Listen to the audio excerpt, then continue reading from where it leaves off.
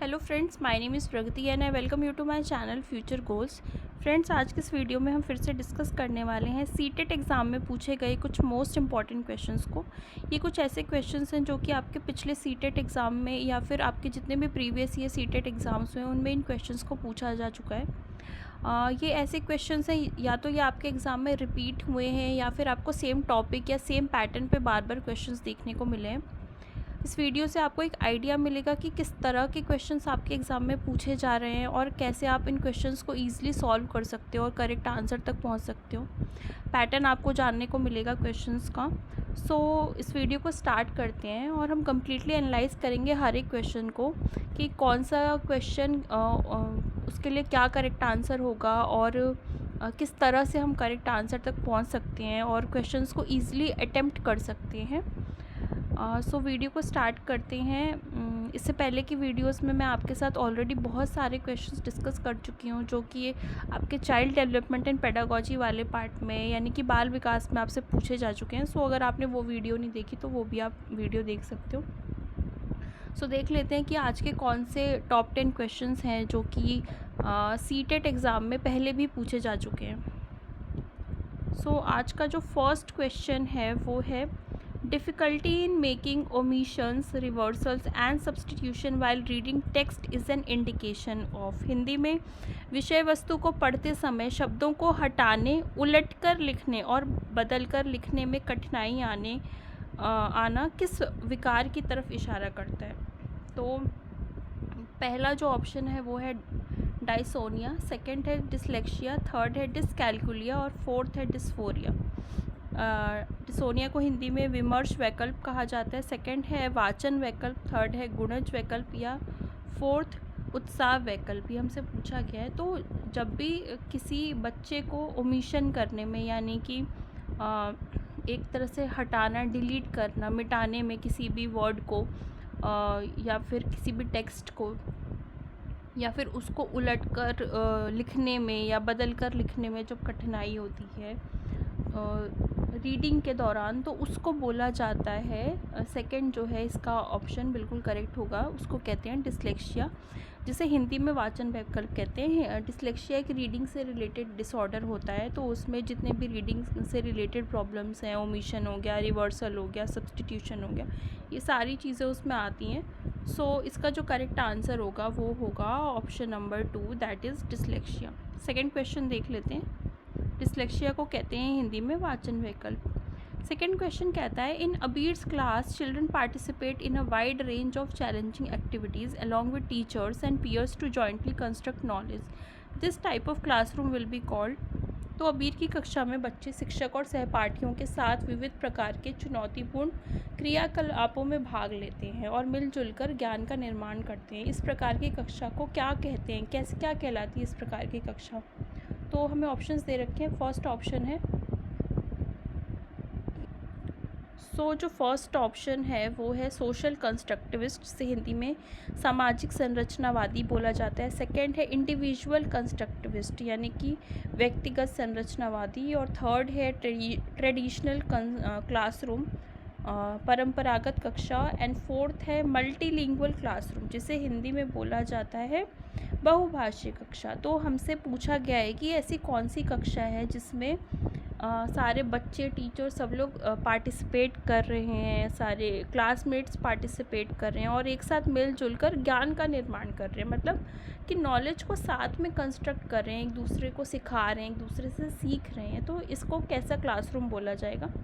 तो social constructivist एक ऐसी क्लास होती है जहाँ पे सोशली गैदर होकर, कोलैबोरेशन करके, टीम की तरह काम करके जब बच्चे एक दूसरे से सीखते हैं, जिसमें टीचर्स भी पार्टिसिपेट करते हैं, उसको सोशल कंस्ट्रक्टिविस्ट क्लासरूम बोला जाता है। हिंदी में सामाजिक संरचनावादी कक्षा उसे कहा जाएगा। तो सेकंड का जो करेक्ट आंसर होगा वो होगा ऑप्शन नंबर 2। थर्ड क्वेश्चन देख लेते हैं। थर्ड क्वेश्चन कहता है the problem solving strategy in which one begins from the goal and moves back sequentially to figure out solution is called.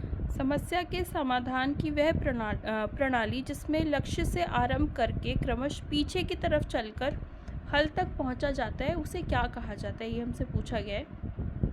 जो इसमें ऑप्शंस हैं वो हैं, फर्स्ट है एनालॉगी अनुरूपक, सेकंड है वर्किंग बैकवर्ड स्ट्रेटेजी यानी कि पश्चगामी कार्य युक्ति, थर्ड है एल्गोरिथम फलन विधि, और फोर्थ है निमोनिक्स जिसे हम स्मरण सहायक विधियाँ बोलते हैं। तो किसी भी प्रॉब्लम को इस तरह से सॉल्व किया जा रहा है कि पहले जो करेक्ट आंसर है या उसका जो गोल है वहाँ तक पहुँच के उसको ध्यान में रख के, और फिर ये देखा जा रहा है कि उसका सॉल्यूशन कैसे किया जाए, उसको वहाँ तक पहुँचने के लिए क्या प्रोसेस फॉलो किया जाए या फिर क्या सॉल्यूशन अपनाया जाए। जैसे आप एक मैथ्स का क्वेश्चन सॉल्व करते हो तो लास्ट में जो आंसर आता है तो आंसर को देखकर ये पता लगाना कि किस तरह से हम इस आंसर तक पहुंच सकते हैं, उसको हम लोग कौन सी स्ट्रेटेजी बोलते हैं।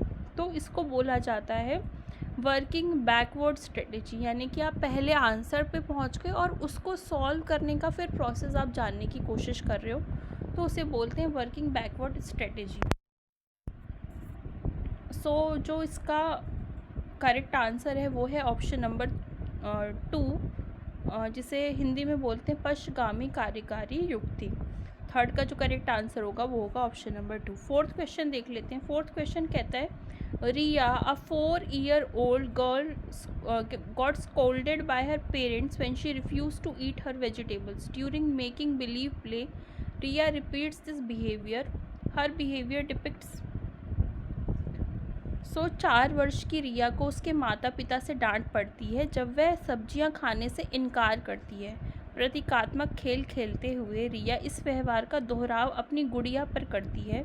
तो उसका व्यवहार क्या दर्शाता है, मतलब कि जैसे उसके माता पिता ने उसको सब्जियां खाने के लिए डांटा तो वो भी अपनी जो डॉल होगी, गुड़िया होगी, उसके साथ खेलते टाइम उसी जो बिहेवियर है उसको रिपीट करती है, वो भी उसको ऐसे डांटती है। तो ऐसे व्यवहार को हम लोग क्या कहते हैं, उसका ये व्यवहार क्या दर्शाता है। पहला ऑप्शन है प्राइमरी सोशलाइजेशन, सेकंड है सेकेंडरी सोशलाइजेशन जिसे द्वितीय समाजीकरण कहा जाता है, थर्ड है मैच्योरेशन परिपक्वता, एंड फोर्थ है अनफोल्डिंग अ जेनेटिक प्रोग्रामिंग आनुवांशिक क्रमादेशन को खोलना। जब भी बच्चा कुछ अपनी फैमिली से सीखता है, पेरेंट्स कौन है, फैमिली है उसके, तो जब भी बच्चा कुछ अपनी फैमिली से सीखता है उसको हम लोग प्राइमरी सोशलाइजेशन बोलते हैं। फैमिली से कुछ भी सीखना वो प्राइमरी सोशलाइजेशन में आता है कि मतलब सबसे पहले जो बच्चा है वो अपनी फैमिली में ही रहता है, सोसाइटी में बाद में जाता है। तो प्राइमरी जो उसका इंटरेक्शन होता है, सबसे पहले जो इंटरेक्शन होता है वो फैमिली के साथ ही होता है। तो फैमिली से जो भी कुछ सीखा वो प्राइमरी सोशलाइजेशन का पार्ट होता है। तो फोर्थ का जो करेक्ट आंसर होगा वो होगा ऑप्शन नंबर 1, जिसे हम हिंदी में कहते हैं प्राथमिक समाजीकरण। नेक्स्ट क्वेश्चन देख लेते हैं, फिफ्थ क्वेश्चन कहता है which of the following disability causes challenges in social communication. निम्नलिखित में से कौन सी दिव्यांगता सामाजिक संचार में चुनौतियों का कारण बनती है, ये हमसे पूछा गया है। पहला ऑप्शन है ऑटिज्म, जिसे आत्म केंद्रिता या फिर स्वाहीनता बोला जाता है। सेकंड है डिसकैल्कुलिया, जिसे बोलते हैं पठन वैकल्प, और थर्ड है डिस्ग्राफिया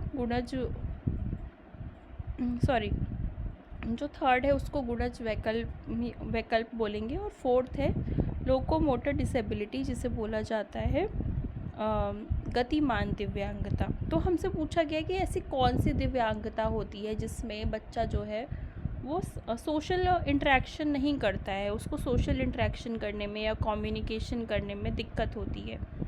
तो जो डिसकैल्कुलिया है वो तो कैलकुलेशन से रिलेटेड होता है, और डिस्ग्राफिया जो है वो तो लिखने से संबंधित, जो राइटिंग से संबंधित दिक्कतें होती हैं उसको वो बोलते हैं। लोकोमोटर मूवमेंट से रिलेटेड डिसेबिलिटी होता है। तो फर्स्ट ऑप्शन इसका बिल्कुल करेक्ट होगा, ऑटिज्म बोला जाता है जिसे। ऑटिज्म में बच्चे को सोशल इंटरेक्शन करने में, एक तरह से बच्चा इंट्रोवर्ट होता है, उसको बहुत ज़्यादा सोशल इंटरेक्शन करना या कम्युनिकेशन करना सोसाइटी के साथ, उसको ये सारी चीज़ें पसंद नहीं होती। तो फिफ्थ का जो करेक्ट आंसर है वो होगा ऑप्शन नंबर 1। नेक्स्ट क्वेश्चन देख लेते हैं। इसको हिंदी में बोलते हैं आत्म केंद्रिता या स्वाहीनता। नेक्स्ट क्वेश्चन, सिक्स्थ क्वेश्चन कहता है students are likely to experience the emotion of dash when they attribute internal factors to explain their success at a task. मतलब अगर विद्यार्थी अपने कार्यों की सफलता को आंतरिक कारणों पर आरोपित करते हैं तो उनमें डैश की भावना उत्पन्न होती है। फर्स्ट है शेम, जिसे हिंदी में शर्म कहा जाता है। सेकंड है एंगर, गुस्सा। थर्ड है प्राइड, गर्व। एंड फोर्थ है एंजाइटी, यानी कि उत्कंठा।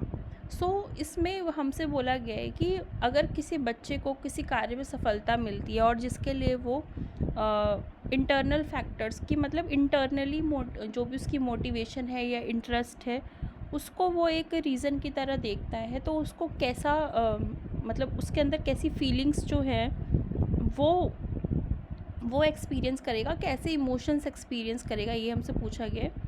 तो अगर इंटरनली वो मोटिवेटेड था उस काम को करने के लिए या उसका इंटरेस्ट है उसमें, तो उसको अगर उस कार्य में सफलता मिलती है, सक्सेस मिलती है उस पर्टिकुलर टास्क में, तो जो इमोशन है जो वो एक्सपीरियंस करेगा बच्चा, वो होता है प्राइड का, यानी कि गर्व का। तो 6 का जो करेक्ट आंसर होगा वो होगा ऑप्शन नंबर 3।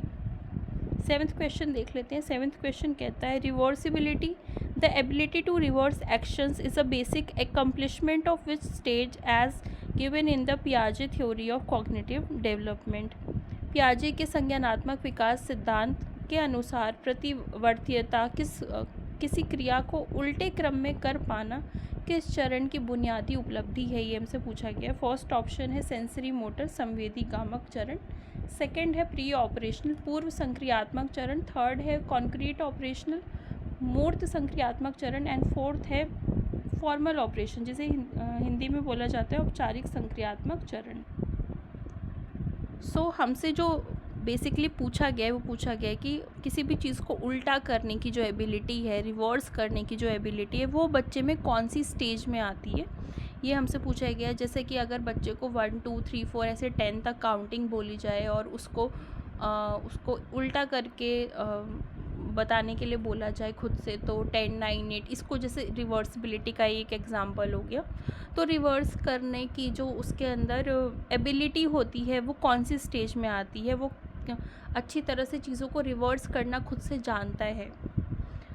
इसका जो करेक्ट आंसर है वो है कॉन्क्रीट ऑपरेशनल स्टेज, जिसे हम लोग हिंदी में मूर्त संक्रियात्मक चरण कहते हैं। इसमें बच्चे के अंदर रिवर्सिबिलिटी, सीरेशन और कंजर्वेशन जैसी जो एबिलिटीज़ होती हैं वो बच्चे के अंदर आती हैं। तो थर्ड इसका बिल्कुल करेक्ट आंसर होगा 7th का।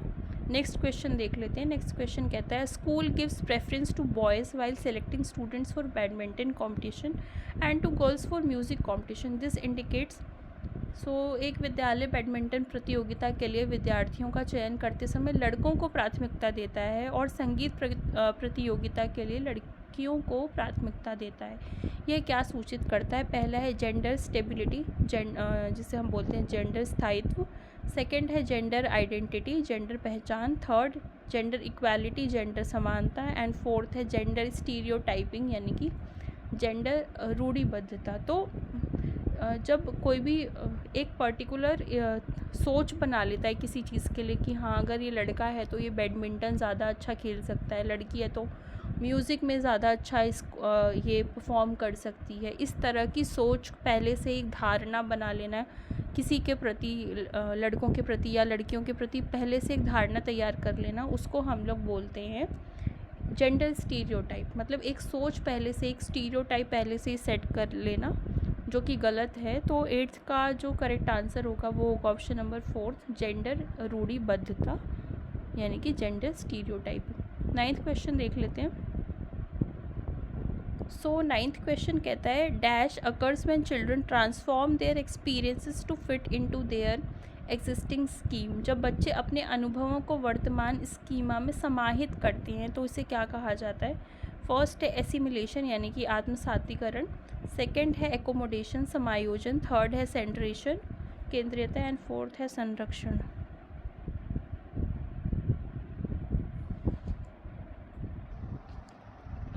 मतलब इसमें हमसे ये पूछा गया है कि अगर बच्चा कुछ भी अपने प्रेजेंट स्कीमा में या फिर एग्जिस्टिंग स्कीमा में कुछ भी ऐड करता है, मतलब कि जो भी उसके ब्रेन में नॉलेज है, पहले से नॉलेज के जो पैकेट्स हैं, स्कीम्स हैं, स्कीमा है, उसमें अगर वो कुछ भी नए एक्सपीरियंसेस को सिर्फ ऐड कर रहा है, उसमें कोई बदलाव नहीं कर रहा, कोई चेंजेस नहीं कर रहा, तो उसको क्या बोला जाएगा? सो नाइन्थ का जो करेक्ट आंसर होगा वो होगा एसिमिलेशन, जिसे हिंदी में बोला जाता है आत्मसातीकरण। यानी कि कुछ भी नया ऐड करना, जो भी आप पहले से जानते हैं या पहले से जो भी आपको नॉलेज है, एक्सपीरियंस है, उसमें जब आप नई चीज़ों को देखते हैं या कुछ नया सीखते हैं, नया कुछ एक्सपीरियंस करते हैं, उसको जब आप सिर्फ ऐड करते हैं बिना पुराने स्कीमा में बदलाव किए, तो उसको बोला जाता है एसिमिलेशन। लास्ट क्वेश्चन देख लेते हैं। लास्ट क्वेश्चन कहता है creativity among children can be facilitated. First है by encouraging exploration, second through teacher centric pedagogy, third है drill and repetition, and fourth है थ्रू इमिटेशन ओनली। मतलब बच्चों के सृजनात्मकता को किस प्रकार से सुसाधित किया जा सकता है, ये हमसे पूछा गया है। पहला है अन्वेषण को प्रोत्साहित करके, सेकंड है अध्यापक केंद्रित शिक्षा शास्त्र द्वारा, एंड थर्ड है लगातार अभ्यास और दोहराव कराकर, एंड फोर्थ ऑप्शन है केवल अनुकरण द्वारा। क्या सिर्फ बच्चे जो है क्रिएटिविटी उनके अंदर क्या कैसे आ सकती है? क्या अगर वो एक दूसरे को देखकर और मतलब सिर्फ इमिटेट करें, फोर्थ ऑप्शन जो कहता है कि एक दूसरे की नकल करें, अनुकरण करें, किसी की भी नकल करके टीचर की या अपने क्लासमेट्स की, किसी की भी, क्या वो उससे क्रिएटिविटी सीख सकते हैं? उनके अंदर क्रिएटिविटी आ जाएगी तो ऐसा तो नहीं होगा। थर्ड ऑप्शन है बार बार रिपीट करके दोहरा कर चीज़ों को और ड्रिल कर कर कैसे क्रिएटिविटी आएगी। सेकंड है टीचर सेंट्रिक पेडागॉजी से, यानी कि जिसमें टीचर जो है वो मेन रोल प्ले कर रहा है, टीचर जो है वही सारी एक्टिविटीज़ परफॉर्म कर रहा है, बच्चों को सिखा रहा है, और बच्चे एक पैसिव लर्नर, मतलब पैसिव लर्नर्स की तरह उसको सिर्फ टीचर को फॉलो कर रहे हैं, उससे भी क्या क्रिएटिविटी आएगी। फर्स्ट ऑप्शन है बाय एनकरेजिंग एक्सप्लोरेशन, यानी कि अन्वेषण को प्रोत्साहित करके, कि नई नई चीज़ों को एक्सप्लोर करना, उनके बारे में जानना, सीखना, नए नए आइडियाज़ को देखना, एक्सपीरियंसेस को देखना, उनके थ्रू सीखना, और इसको क्या इससे क्रिएटिविटी जो है वो बच्चों के अंदर डेवलप होगी। तो 10th का जो करेक्ट आंसर होगा वो होगा ऑप्शन नंबर 1। जब बच्चे नए एक्सपीरियंसेस को देखेंगे, नई चीज़ों को सीखेंगे या उनको ट्राई करेंगे, नई नई चीज़ों को एक्सप्लोर करेंगे, कुछ डिस्कवर करेंगे, तो उनकी जो क्रिएटिविटी है या क्रिएटिव स्किल्स है वो उनकी और एनहेंस होगी, वो और ज़्यादा क्रिएटिव बनेंगे। तो 10th का जो करेक्ट आंसर होगा वो होगा option number 1 by encouraging exploration, यानी कि अन्वेषण को प्रोत्साहित करके। सो ये कुछ 10 क्वेश्चंस थे जो आज हमने डिस्कस किए। ये कुछ मोस्ट इम्पॉर्टेंट क्वेश्चंस है। इन टॉपिक से आपके एग्ज़ाम में, सीटेट एग्ज़ाम में बहुत बार क्वेश्चंस पूछे जा चुके हैं, या फिर ये सेम क्वेश्चंस भी आपके एग्ज़ाम में रिपीट हुए हैं। सो आज के लिए इतना ही। आगे आने वाली वीडियोस में हम और भी इम्पॉर्टेंट क्वेश्चंस डिस्कस करेंगे, अलग अलग सब्जेक्ट के क्वेश्चंस डिस्कस करेंगे। एंड अगर वीडियो अच्छी लगी हो तो चैनल को सब्सक्राइब कर देना, वीडियो को लाइक कर देना, शेयर कर देना, कमेंट कर देना। तब तक के लिए इतना ही। Stay tuned and bye bye.